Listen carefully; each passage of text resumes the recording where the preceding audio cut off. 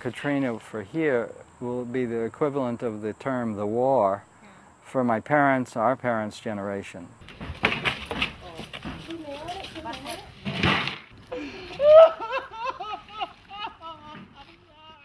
Why isn't it a national will? It has to be the national will to do it, and it's not. I mean, look around. Will you come back? Yes. Yes, until it's done, I'll come back.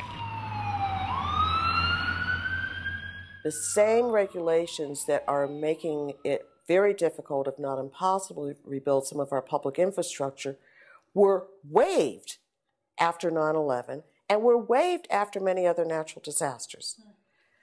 How do you explain that? Why not stick around and fight? You want to take my house? You want to bulldoze my house? All right, come at it.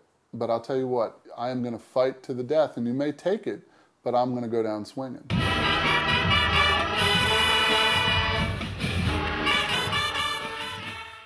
And what our politicians don't realize in Washington is New Orleans is not a domestic issue, it is a foreign policy issue. We may win the war on terrorism, but if we destroy the planet while we're doing that, it's a war lost no matter what.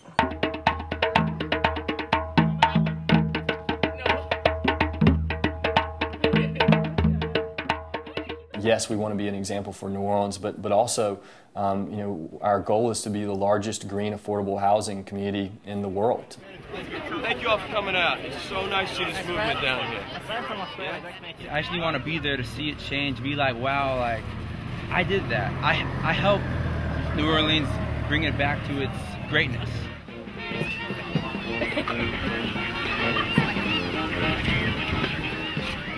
What Katrina, in essence, has done in the country is mobilized youth in a way that hasn't been seen in this country since the 60s. Pam, do you think this is a revolution? I do. I think this is the Boston Tea Party.